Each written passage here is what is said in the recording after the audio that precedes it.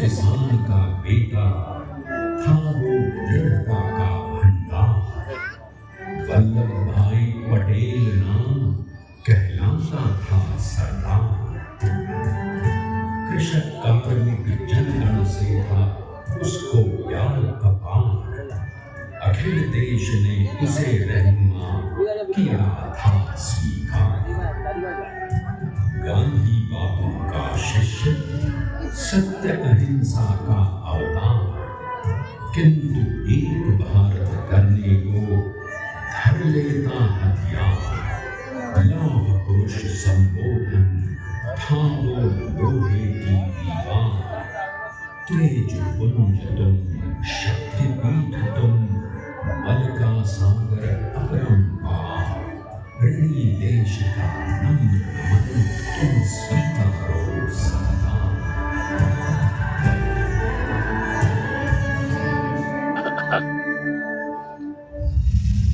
1857 में अंग्रेजों को ललकारने वाले पहले स्वतंत्रता संग्राम के एक सक्रिय सिपाही थे झवेर भाई पटेल। करमसद गांव के इस बहादुर देशभक्त किसान और उनके पत्नी लाड भाई के 5 बेटों और एक बेटी में से चौथे पुत्र थे वल्लभ भाई। बालक वल्लभ ने करमसद के बाद नडियाद से अपनी हाई स्कूल की शिक्षा पूरी की। फिर 13 साल की उम्र में उनकी शादी भी हो गई छोटी सी झवेर बाई से। 2 बच्चों, बेटी मणिबहन और बेटे डाया भाई को जन्म देने के बाद झवेर बाई असम में ही चल बसी। सदी बदलने और 20वीं सदी आने पर उनका जीवन भी एक चमत्कार की तरह बदला। क्लीडर का इम्तिहान पास करके वो वकालत करने लगे। पहले गोधरा, फिर आनंद और उसके बाद अहमदाबाद में।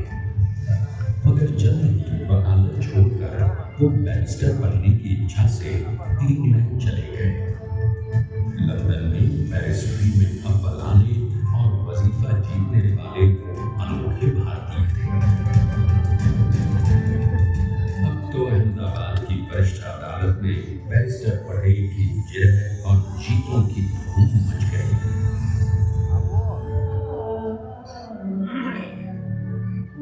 तभी एक युग पुरुष ने वल्लभ भाई के जीवन की धारा ही बदल दी। दक्षिण अफ्रीका में सत्याग्रह के अहिंसक अस्त्र से गोरे शासकों को सबक सिखाकर भारत वापस आए बैरिस्टर मोहनदास करमचंद गांधी से मिलकर वल्लभ भाई ने अपने कुछ वर्षों से सीखे विदेशी व्यवहार और संस्कार हमेशा के लिए त्याग दिए और अब वो अपने खेड़ा के किसानों को हक दिलाने के लिए बापू के साथ आंदोलन में कूद पड़े। अब उनके पैरों में जूते नहीं, गांव की धूल थी। हृदय में भारत भूमि की शस्य श्यामला धरती। मन में थे गांधी और मस्तिष्क में एक नए स्वतंत्र भारत का सपना।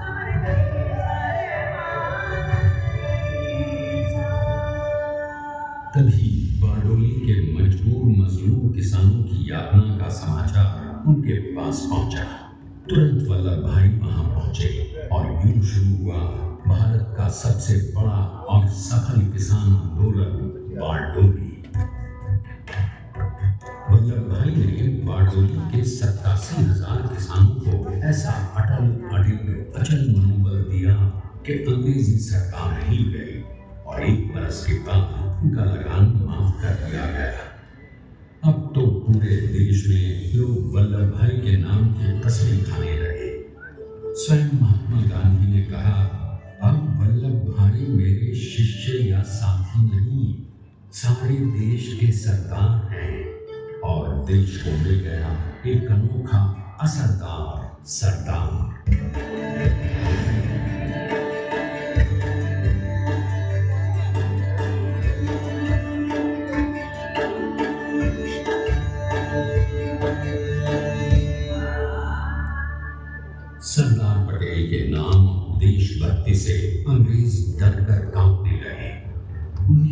1925 के नमक सत्याग्रह और बदामी कूच में वो बापू से भी पहले गिरफ्तार किए गए।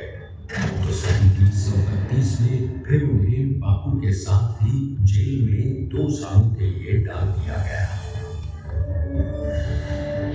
मगर आजादी के दीवानों को, स्वतंत्रता के परवानों को कौन गिरफ्तार कर पाया है? जेल से छूटते ही सरदार को कांग्रेस के नए राष्ट्राध्यक्ष पद पर चुना गया और उनकी सरपरस्ती में राष्ट्रवादी भारतीयों ने तमाम ब्रिटिश सूबों में जीत हासिल कर वहां अपनी स्थानिक सरकारें बनाई। किंतु सरदार का सपना केवल सरकार बनना नहीं था। उनका स्वप्न तो था एक ऐसे नए भारत का जहां हर रंग, हर रूप, हर जात, मजहब, तबके का हिंदुस्तानी एक साथ मिलकर एक ऐसा नया भारत बना सके जहां पूर्ण स्वराज्य के साथ सारे समाज को गरीबी, अशिक्षा, छुआछूत से भी आजादी मिल जाए। इसकी पहली रणनीति थी भारत को अंग्रेजों की गुलामी से आजादी, ताकि भारत के लोगों की अपनी सरकार सबके साथ और सबके विकास के लिए काम कर सके। बापू की अगुवाई में अब देश ने अंग्रेजों को अंतिम चेतावनी दे दी, करेंगे या मरेंगे, क्विट इंडिया, अंग्रेजों, भारत छोड़ो। बस फिर क्या था, संघर्ष की रणभेरी बजी। 3 सालों के लिए सरदार पटेल को भी सत्याग्रही नेताओं के साथ जेल में ठूंस दिया गया। 2 सालों के बाद अंग्रेजों को बापू के सभी शिष्यों और साथियों को छोड़ना पड़ा।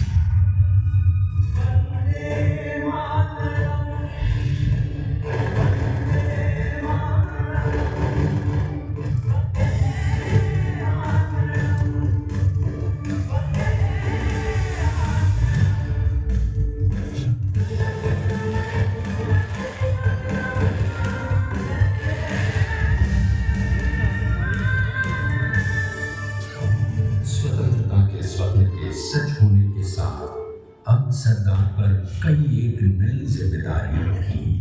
आने वाली आजादी की तैयारी और एक नए भारत के लिए नए लोकतांत्रिक संविधान की संरचना।